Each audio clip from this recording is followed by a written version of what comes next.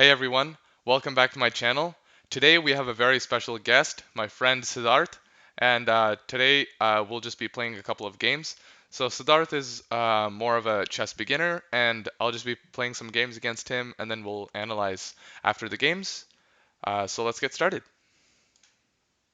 We'll be muting ourselves on the calls here. Let's see if he accepts. Maybe I should tell him to accept. There you go. Let's play e4.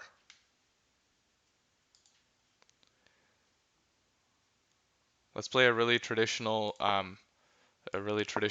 opening with knight f3. So e4 knight f3 is the most common opening in chess, I'm pretty sure. Let's take here. Or actually let's play this. Let's defend our pawn. Um, and now we'll be prepared to take here. All right, bishop to c4 looks good. Obviously the idea is now to play this move. If he does not move his bishop, this is the fried liver. He does move his bishop, unfortunately. I wonder if my brother is giving him uh, some hints as to what to play. Um, but we'll see. Okay, he castles. Wow, that's brave. Um, let's see. I kind of want to castle long. So should I play like? Ooh, this is so difficult. What should I play? I don't know what I should play. I'll just play this for now. I'm gonna try to trade this knight and then attack. Or maybe not, because then the knight. If I trade the knight, then maybe I'll just play h4 now. Because if I trade the knight, then the bishop and the queen are opened up. And defense becomes much easier. I'm just going to play queen d2 and long castle. Oops, not that. I'm going to play long castles. Let's see what happens.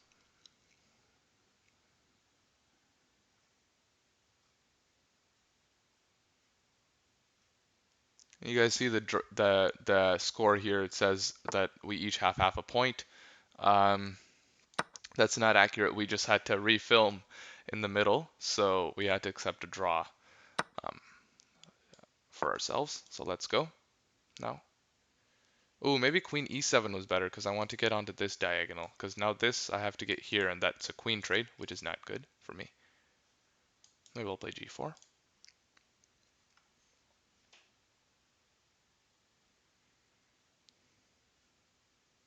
Ooh, if this knight ever moves, or even if the knight doesn't move, this is a pretty nice move anyway. Hits the queen. Queen has to maybe move somewhere. Definitely has to move somewhere. What's this? What is this move? I can just immediately bring my queen in. Okay, I will do that. Seems like a really good move. Now I can play this and checkmate.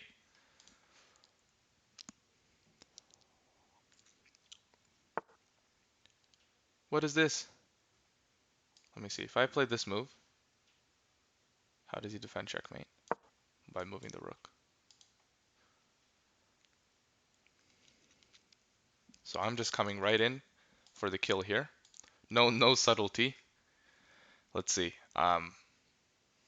Does no subtlety pay off? Is the question. Obviously, you can sack the queen here, like in the Greek gift sacrifice, which I should make a video on in the future. Which I don't. I need to learn more about it, but it's essentially where you sack your bishop and then bring your knight in and your queen, and then you get checkmated like that.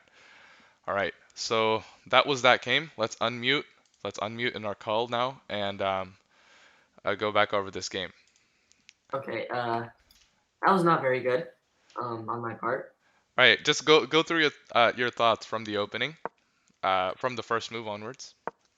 Okay, well, I guess for the first bit, I was just kind of copying what you were doing, moving the knights and the pawns. I didn't really, I didn't really know what I was doing, actually. Hmm. Yeah, that's. I mean, copying is good until the game gets a little bit more advanced, which is what happened after you castled. And I mean, this knight to e8 was a little bit of a strange move. I don't know, it was if you were trying to offer a trade, but I thought that if you just left your knight there, your knight is guarding h7, which is the square diagonally opposite your king. And if I take your knight, then you bring your bishop in, and your bishop is doing an excellent job of not letting my knight get in, because your bishop is also supported by your queen. So I thought knight to e8 was a little bit of a an odd move maybe.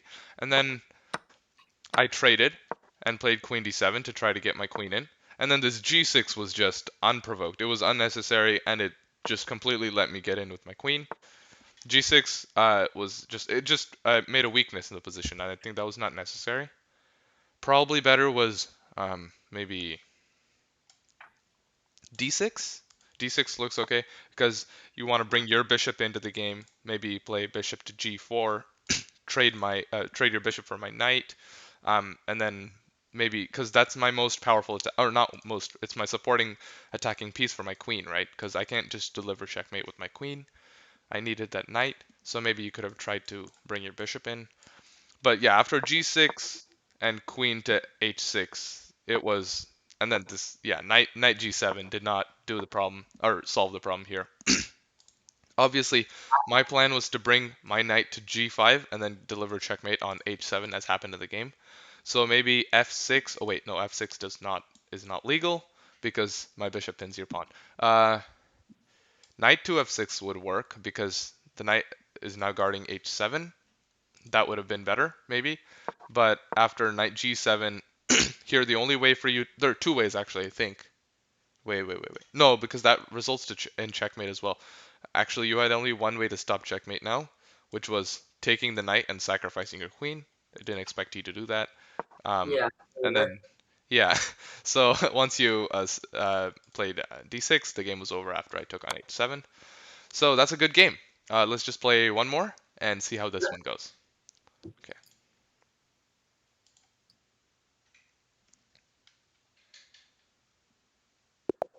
Okay.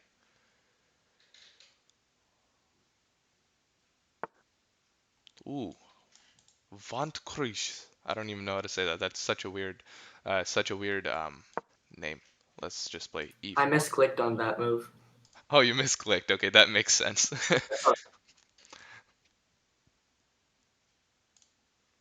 So you misclicked. That's why he was trying to play e4, um, but played e3 instead. All right. Well,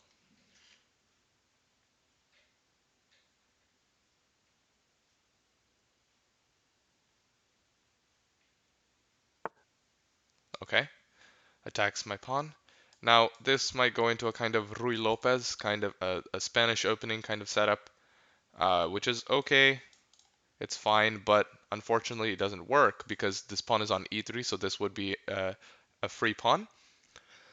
So instead, I'm going to play something I don't like as much, which is this and this. I'll have to defend my pawn and double up my pawns, but I do get the open or semi-open b file in exchange. So let's see what he plays.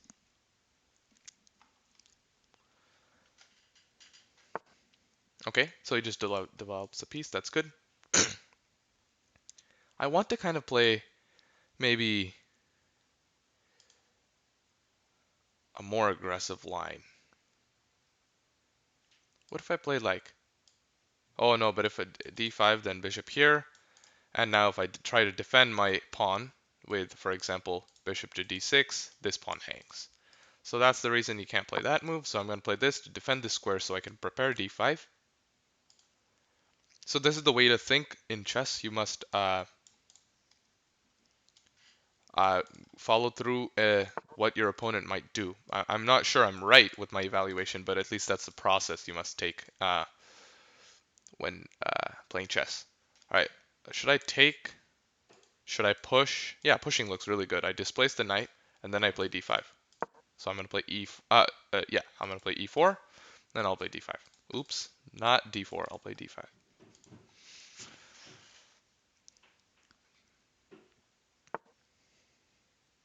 Okay, so now there's a double attack on this pawn, right? Two knights are attacking the pawn, and only one knight defense, so I will have to defend this pawn again with my move d5.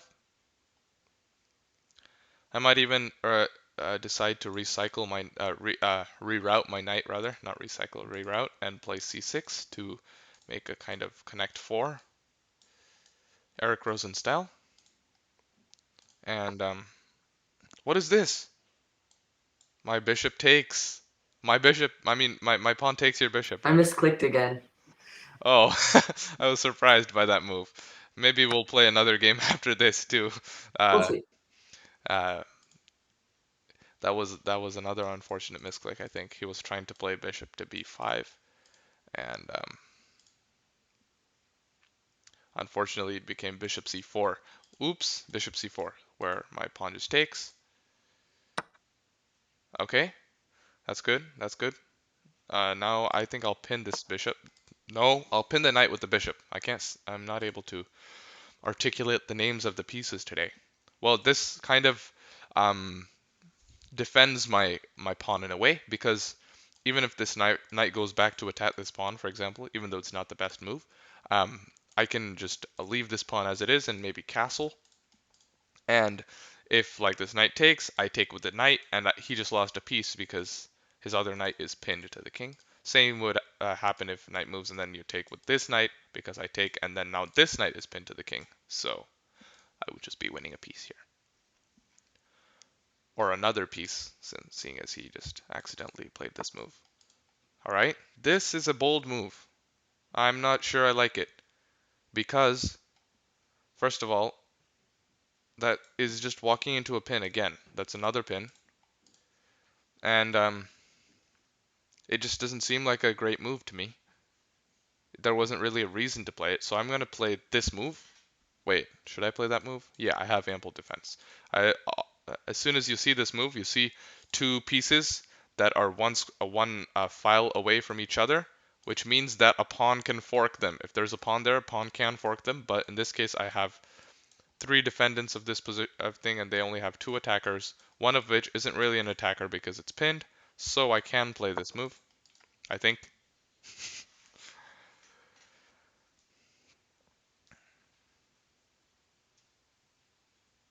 And obviously this move just attacks this knight, which is um, unguarded.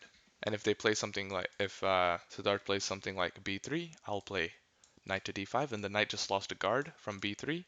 So this will be a double attack, and he will have to defend with something like bishop to b2.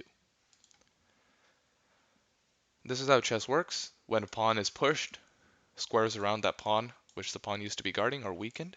So you provoke those weaknesses. For example, now the knight has no backward move. See, for example, now this knight has to play this move, which is a suboptimal move for the knight. It does. I could double up the things here, but I do kind of like this pin. I'm not sure. What should I do?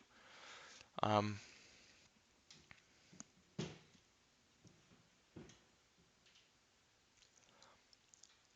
I can take here, and the pawn takes, and then I play queen to. No, but the bishop defends. The bishop defends here. Sorry, the queen does not go there. But the bishop defends. Let's see.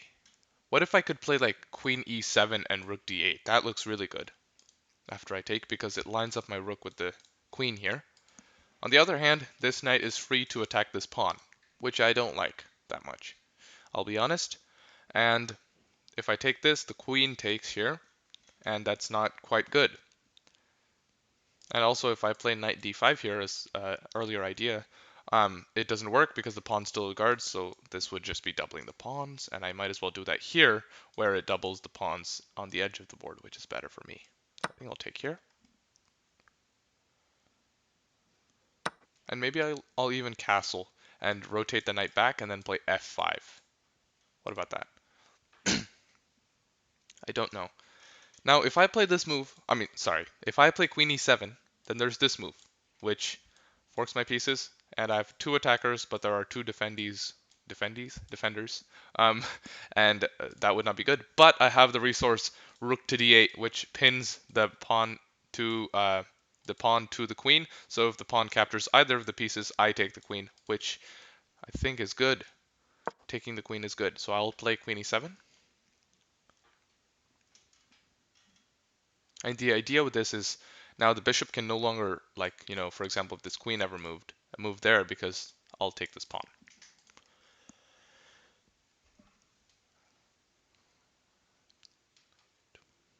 Let's see.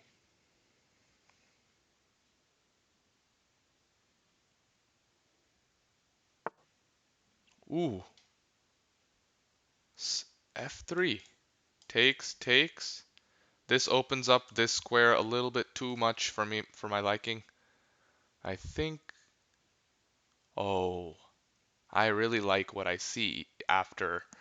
If, for example, this were to happen, take, and somehow this knight wasn't here, then I take, and then you see this common tactic of queen h4 check, g3, knight takes, pawn takes, and queen takes rook. Because if the pawn does not block, if the king moves, for example, then my queen comes in because the knight supports the queen, and if the king moves there, then oh wait, no, yeah, then I play the knight here, and it's a fork because the king's over here, the king and the rook are forked.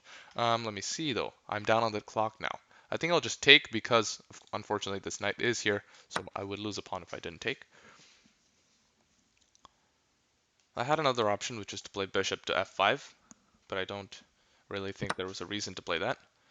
Um, Here, is there a justification for me to play the move knight to g4? And the reason this is possible, or maybe possible, is if takes, I have queen h4 check. Oh no, but then queen blocks. It's not possible. Um, it is not possible, unfortunately. I'll just play rook d8. Now my idea is to play knight to here, so that my rook, since the pawn is pinned, I can play the knight here and maybe threaten a fork, and also bring my knight into the attack. Okay, this does not solve the problem, so I'll just play knight here. Going according to plan, and I'm going to pre-move taking here because the only way that move is possible is if the pawn takes the knight, and that would be my move anyway.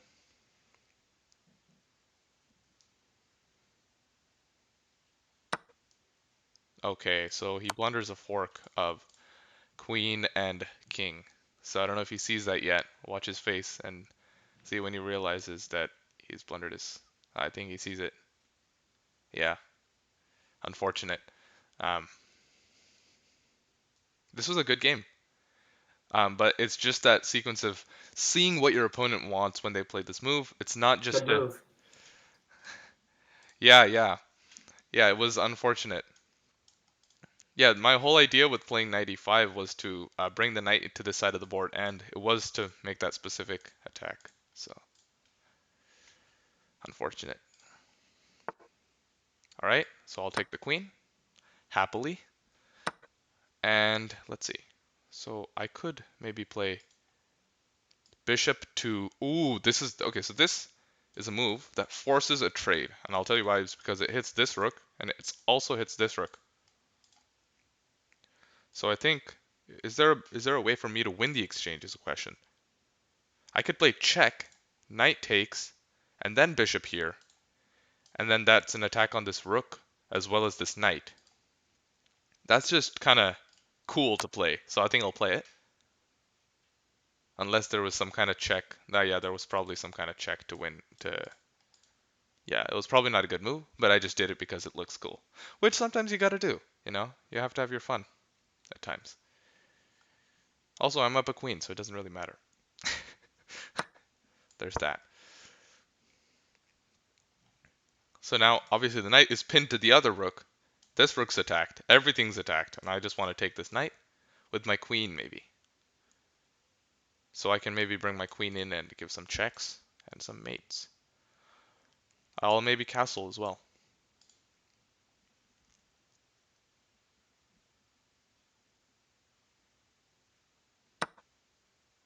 Okay, so I'll play queen takes here? Question mark? Yes, I think so.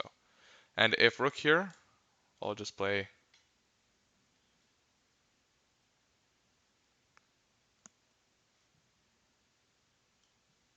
maybe king f8.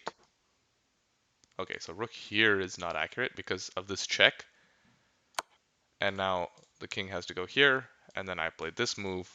which threatens checkmate and the rook at the same time. Because if the king does not go here, I take the rook.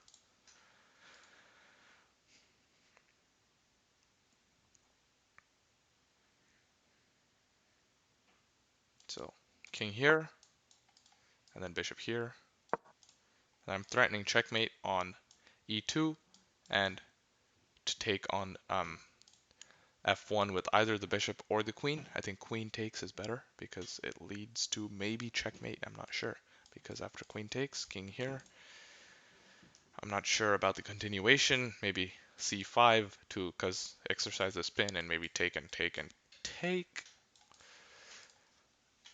Well, this is an excellent lesson on how to convert a position where you're up material. Um, so obviously my opponent is not using the best defense, so it's not the best of lessons. But yeah, okay. So he hangs mate. That's unfortunate for him, but excellent lesson for us. All right, so let's check back in to see what's going on. All right, how did that game go? That was a good game for the most part. Were you Until you going easy? what? Were you going easy? I wasn't going easy. I was playing the all the moves I thought were good in that position. I was playing as hard as I could. In other words, based on a couple of mouse slips, the game turned in my favor initially, but after that it was just that queen fork. You were in a quite a good position. I was just talking through my thought process here in terms of after you mouse flipped your bishop, where you played on move. Which move was this? Move 8, or move 9, you played knight a3 after I attacked it. I don't know if you can see, but Yeah, you can see it on the list of moves. yeah. The hmm top right corner. Right, yeah. So if you played knight a3, and I talked through my process of thinking which knight to take or whether to take at all, and I decided that taking the knight on a3 was good because it doubled your pawns. But yeah, talk us through your thought process. You can go skip the parts of the mouse slip because that was obviously unfortunate. But yeah, especially through the middle game before the queen fork, you were playing quite well. So You what yeah, I was thinking was like with that when I took the rook and then I put it and I took the pawn. I think it was the B7 pawn, your B7 pawn. right, yeah, on move 14, yeah. I was hoping that somehow I could also bring my bishop up there and somehow like put you in check, but that I didn't think that through very well Yeah. at all. Yeah, I think what you were missing, or what step you were missing in terms of your chess thinking while you were playing was responding to the move that I made, right? Here, I played on move 12, I played rook d8, right? This Hmm. move lines up my rook with your pawn, which is in front of your queen, right? This is called a pin, where my rook is pinning your pawn to a valuable piece that you have. So you should think immediately. Pins are not good to have if you're the one getting pinned. So you should immediately think about maybe queen g2 to attack my g7 pawn, right? Queen g2 moves away from the pin and attacks my g7 pawn. So that was a possibility. Um, yeah, just moving away from that pin would be advisable. And then after that, when I played knight e5, I think this is people call in chess they call it tunnel vision, um, where when you got an idea and you just kept focusing on that and you forgot what your opponent is doing, and you didn't pay attention, you didn't pay enough attention to my knight move, and my knight move was actually threatening the pawn on f3, which you should have defended, and it was also threatening a fork, which you saw later on, that won the game. Um, but Okay. until then, it was a wonderful game, pretty evenly played. A couple of times I thought maybe you had a different move, probably in this position on move 10 when I played queen e7. I was thinking you might find d5. I mean it was really hard to find. It doesn't work because it doesn't actually win a piece, but I thought you might find it because you see it attacks both my bishop and my knight. Do you see which position I'm at? Yeah, like if I move the pawn to d5. Yeah. Um, okay. Because that attacks both my bishop and my knight, And since I have my knight on f6 and my bishop on e6, attack that pawn, but your queen and your knight defend. So I would actually be losing material there, except for this one move, which is rook d8. And that pins, once again, that pins the pawn to the queen, so you can't take either piece. But I thought you might find it. Instead, you played f3, which was, it was a little too much of a weakening of your king's side, I would say. Because at this point, I had several ideas. If your queen, for example, if your queen was on d3 on in the after you played a g takes f3 on move 12, if your queen had been on d3, I had some ideas like maybe knight g4 and stuff, I think. Because I had a lot of ideas with queen h4 check and maybe bishop h3 or bishop g4 after the knight was captured. But all in all, it was a very good game by you. Solid play, just missing a couple of tactical opportunities and some unfortunate mouse slips. Um, but yeah, that was excellent. And so, guys, I hope you enjoyed watching Siddharth play me, and I hope you learned some stuff from our analysis of the games. And I'll see you in the next video, so stay safe and see you soon.